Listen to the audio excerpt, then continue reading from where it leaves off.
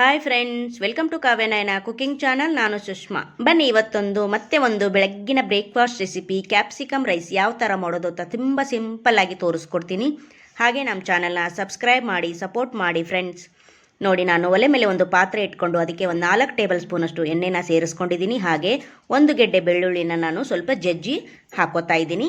ಹಾಗೆ ಇಲ್ಲಿ ಕರಿಬೇವಿನ ಎಸಳು ಕೂಡ ಸ್ವಲ್ಪ ಸೇರಿಸ್ಕೋತಾ ಇದ್ದೀನಿ. ಹಾಗೆ 1-2 ಹಸಿರು ಮೆಣಸಿನ್ಕಾಯಿನ ಚಿಕ್ಕದಾಗಿ ಕಟ್ ಮಾಡಿ ಅದನ್ನು ಕೂಡ ಸೇರಿಸ್ಕೊಂಡು ಚೆನ್ನಾಗಿ ಎಣ್ಣೆಯಲ್ಲಿ ಫ್ರೈ ಮಾಡ್ಕೋಬೇಕು. ತುಂಬ ಅಂದರೆ ತುಂಬ ಚೆನ್ನಾಗಿರುತ್ತೆ ಫ್ರೆಂಡ್ಸ್. ಮಕ್ಕಳಿಗೆ ಲಂಚ್ ಬಾಕ್ಸ್ ಕೂಡ ಮಾಡಿಕೊಡ್ಬೋದು. ಈವ್ನಿಂಗ್ ಸ್ನ್ಯಾಕ್ಸ್ ಆಗಿ ಕೂಡ ಕೆಲಸದಿಂದ ಬಂದಾಗ ಏನಪ್ಪ ಮಾಡೋದು ದಿಢೀರಾಗಿ ಅಂದಾಗ ಈ ಥರ ಮಾಡಿಕೊಂಡು ತಿನ್ಬೋದು. ತುಂಬ ಅಂದರೆ ತುಂಬ ರುಚಿಯಾಗಿರುತ್ತೆ ಕ್ಯಾಪ್ಸಿಕಮ್ ರೈಸು. ಒಂದು ಸತಿ ನೀವು ಕೂಡ ಟ್ರೈ ಮಾಡಿ ಯಾವ ಥರ ಬಂತು ಅಂತ ಕಮೆಂಟಲ್ಲಿ ತಿಳಿಸಿ ಫ್ರೆಂಡ್ಸ್.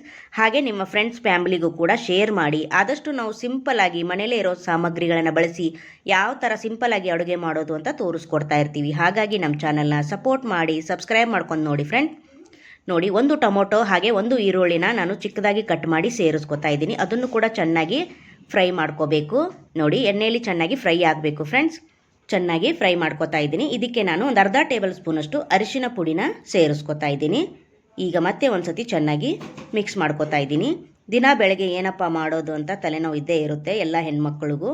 ತುಂಬ ದಿಢೀರಾಗಿ ಕ್ವಿಕ್ಕಾಗಿ ಈ ಚಿತ್ರಾನ್ನ ನೀವು ಮಾಡ್ಕೋಬೋದು. ಇಲ್ಲ ಕ್ಯಾಪ್ಸಿಕಮ್ ರೈಸ್ ಕೂಡ ನೀವು ಅಣ್ಬೋದು. ತುಂಬ ದಿಢೀರಾಗಿ ಇನ್ಸ್ಟಂಟಾಗಿ ಕೂಡ ನಾವು ಮಾಡ್ಕೋಬೋದು. ನೋಡಿ, ರುಚಿಗೆ ತಕ್ಕಷ್ಟು ಉಪ್ಪನ್ನು ಸೇರಿಸ್ಕೊಂಡು ನಾನು ಚೆನ್ನಾಗಿ ಫ್ರೈ ಮಾಡ್ಕೋತಾ ಇದ್ದೀನಿ. ಉಪ್ಪು ಹಾಕೋದ್ರಿಂದ ಈರುಳ್ಳಿ ಟೊಮೊಟೊ ಬೇಗ ಮೆತ್ತಗಾಗುತ್ತೆ ಅಂತಷ್ಟೇ. ನೋಡಿ, ಚೆನ್ನಾಗಿ ಫ್ರೈ ಆಗ್ತಾ ಇದೆ. ಈಗ ನಾನು ಒಂದು ದೊಡ್ಡ ಕ್ಯಾಪ್ಸಿಕಮ್ನ ಚಿಕ್ಕದಾಗಿ ಕಟ್ ಮಾಡಿ 1 ಬೌಲ್ ಆಗುವಷ್ಟು ನಾನು ಕ್ಯಾಪ್ಸಿಕಮ್ನ ಒಗ್ಗರಣೆಗೆ ಸೇರಿಸ್ಕೊತಾ ಇದ್ದೀನಿ. ಇದು ಒಗ್ಗರಣೆಯಲ್ಲೇ ಚೆನ್ನಾಗಿ ಬೇಯಬೇಕು. ನೀರು ಏನು ಹಾಕಂಗಿಲ್ಲ, ಎಣ್ಣೆಲೇ ಚೆನ್ನಾಗಿ ಕ್ಯಾಪ್ಸಿಕಮ್ ನಮಗೆ ಬೇಯಬೇಕಾಗುತ್ತೆ. ನೋಡಿ, ಒಂದು 5 ನಿಮಿಷಗಳ ಕಾಲ ನಾನು ಮುಚ್ಚಳ ಮುಚ್ಚಿ ಕ್ಯಾಪ್ಸಿಕಮ್ನ ಬೇಯಿಸ್ಕೊತೀನಿ. ನೋಡಿ, ಸ್ವಲ್ಪ ಕೂಡ ನೀರೇನು ಸೇರಿಸೋ ಹಾಗಿಲ್ಲ, ಎಣ್ಣೆಯಲ್ಲೇ ನಮಗೆ ಚೆನ್ನಾಗಿ ಫ್ರೈ ಆಗುತ್ತೆ. ಒಂದು 5 ನಿಮಿಷ ಬಿಟ್ಟರೆ ಸಾಕು, ಚೆನ್ನಾಗಿ ಕ್ಯಾಪ್ಸಿಕಮ್ ನಮಗೆ ಬೆಂದೋಗುತ್ತೆ. ನೋಡಿ, ಎಷ್ಟು ಚೆನ್ನಾಗಿ ಒಂದು 5 ನಿಮಿಷದಲ್ಲಿ ಕ್ಯಾಪ್ಸಿಕಮ್ ನಮಗೆ ಎಣ್ಣೆಯಲ್ಲಿ ಮೆತ್ತಗಾಗಿದೆ ಅಂತ. ನೋಡಿ, ಇಷ್ಟೇ ಫ್ರೆಂಡ್ಸು, ಏನು ಜಾಸ್ತಿ ಇಂಗ್ರೀಡಿಯೆಂಟ್ಸ್ ಏನೂ ಇಲ್ಲ. ಡೈಲಿ ಹಾಕೋ ಇಂಗ್ರೀಡಿಯೆಂಟ್ಸನ್ನಲ್ಲೇ ಸಿಂಪಲ್ಲಾಗಿ ಯಾವ ಥರ ಮಾಡೋದು ಅಂತ ತೋರಿಸ್ಕೊಡ್ತಾ ಇರ್ತೀವಿ. ಒಂದು ಅರ್ಧ ಟೇಬಲ್ ಸ್ಪೂನಷ್ಟು ಗರಂ ಮಸಾಲ ಸೇರಿಸ್ಕೊತಾ ಇದ್ದೀನಿ. ಹಾಗೆ ಇಲ್ಲಿ ಖಾರಕ್ಕೆ 1 ಟೇಬಲ್ ಸ್ಪೂನಷ್ಟು ಖಾರದ ಪುಡಿನ ಸೇರಿಸ್ಕೊತಾ ಇದ್ದೀನಿ. ಅಲ್ಲಿ ಹಸಿ ಮೆಣಸಿನ್ಕಾಯಿ ಕೂಡ ಸೇರಿಸ್ಕೊಂಡಿರ್ತೀವಿ. ನೀವು ಇಲ್ಲಿ ನೋಡಿಕೊಂಡು ಖಾರನ ಎಷ್ಟು ತಿಂತೀರಾ ಅದ್ರ ಮೇಲೆ ಡಿಪೆಂಡ್ ಆಗುತ್ತೆ. ನಾನು 1 ಟೇಬಲ್ ಸ್ಪೂನಷ್ಟು ಖಾರದ ಪುಡಿನ ಸೇರಿಸ್ಕೊಂಡು ಮತ್ತೆ ಒಂದು ಸತಿ ಚೆನ್ನಾಗಿ ಮಿಕ್ಸ್ ಮಾಡ್ಕೋತಾ ಇದ್ದೀನಿ. ನೋಡಿ, ಹಾಗೆ ನಮ್ಮ ಚಾನಲ್ನ ಇನ್ನೂ ಯಾರೂ ಸಬ್ಸ್ಕ್ರೈಬ್ ಮಾಡಿಲ್ಲ, ಪ್ಲೀಸ್ ಹೋಗಿ ಸಬ್ಸ್ಕ್ರೈಬ್ ಮಾಡ್ಕೊಳ್ಳಿ. ಬೆಲ್ ಐಕನ್ನ ಪ್ರೆಸ್ ಮಾಡಿ ಆಲ್ ಅನ್ನೋ ನೋಟಿಫಿಕೇಷನ್ನ ಸೆಲೆಕ್ಟ್ ಮಾಡಿಕೊಂಡ್ರೆ ನಾವು ಹಾಕೋ ವಿಡಿಯೋ ಎಲ್ಲ ಮೊದಲು ನಿಮಗೆ ಬರ್ತದೆ ಫ್ರೆಂಡ್ಸ್. ಆಗ ಎಲ್ರಿಗಿಂತ ಮುಂಚೆ ನೀವೇ ನೋಡ್ಬೋದು. ನೋಡಿ, ಇವಾಗ ಲಾಸ್ಟಲ್ಲಿ ನಾನು ಕೊತ್ತಂಬರಿ ಸೊಪ್ಪನ್ನು ಕಟ್ ಮಾಡಿ ಸೇರಿಸ್ಕೊತಾ ಇದ್ದೀನಿ. ಅದನ್ನು ಕೂಡ ಚೆನ್ನಾಗಿ ಎಣ್ಣೆಯಲ್ಲಿ ಫ್ರೈ ಮಾಡ್ಕೋತಾ ಇದ್ದೀನಿ. ಇಷ್ಟೇ ಫ್ರೆಂಡ್ಸ್, ಬೇರೆ ಏನು ಹೆಚ್ಚಿನ ಪದಾರ್ಥ ನಾವೇನು ಹಾಕ್ತಾ ಇಲ್ಲ. ಮನೇಲೇ ಇರೋ ಸಾಮಗ್ರಿಗಳಲ್ಲಿ ಸಿಂಪಲ್ಲಾಗಿ ತೋರಿಸ್ಕೊಡ್ತಾ ಇರ್ತೀನಿ. ಹಾಗಾಗಿ ನಮ್ಮ ಚಾನಲ್ನ ಸಪೋರ್ಟ್ ಮಾಡಿ ಸಬ್ಸ್ಕ್ರೈಬ್ ಮಾಡ್ಕೊಂಡು ನೋಡಿ ಫ್ರೆಂಡ್ಸ್. ನೋಡಿ, ಆಯ್ತಲ್ವಾ, ಒಗ್ಗರಣೆ ರೆಡಿ ಆಯಿತು ನಮಗೆ. ನಿಮಗೆ ಒಗ್ಗರಣೆ ಜಾಸ್ತಿ ಆಯ್ತಂದರೆ ಸ್ವಲ್ಪ ಎತ್ತಿಟ್ಕೋಬೋದು. ನಿಮಗೆ ಎಷ್ಟು ಬೇಕೋ ಅಷ್ಟಕ್ಕೆ ಗೊಜ್ಜಿಗೆ ನೀವು ಹಣ್ಣನ್ನು ಮಿಕ್ಸ್ ಮಾಡ್ಕೋಬೋದು ಫ್ರೆಂಡ್ಸ್. ನೋಡಿ, ನಾನು ಬಿಸಿ ಅನ್ನ ಮಾಡಿ ಇಟ್ಕೊಂಡಿದ್ದೆ.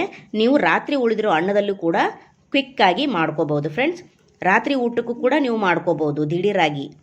ನೋಡಿ, ನಾನು ಎಷ್ಟು ಹಿಡಿಸುತ್ತೋ ಗೊಜ್ಜಿಗೆ ಅಷ್ಟು ಅನ್ನನ ಹಾಕಿ ನಾನು ಚೆನ್ನಾಗಿ ಮಿಕ್ಸ್ ಮಾಡ್ಕೋತಾ ಇದ್ದೀನಿ.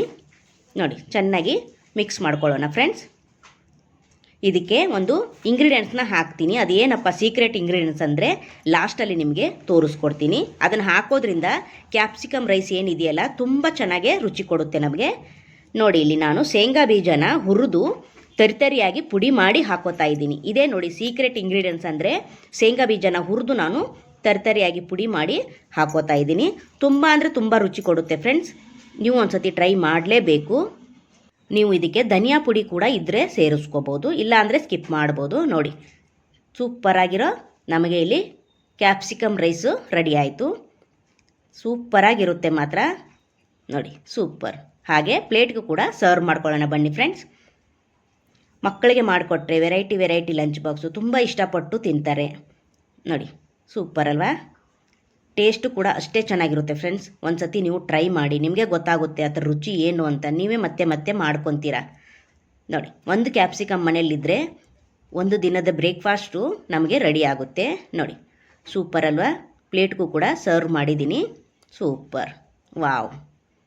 ನೋಡೋಕ್ಕೆ ಎಷ್ಟು ಚೆಂದ ಕಾಣಿಸ್ತಾ ಇದೆ, ಟೇಸ್ಟು ಕೂಡ ಅಷ್ಟೇ ಚೆನ್ನಾಗಿದೆ ಫ್ರೆಂಡ್ಸ್.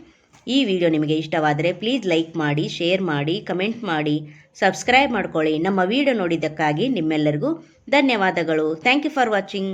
ನಮಸ್ಕಾರ ಫ್ರೆಂಡ್ಸ್, ಬಾಯ್.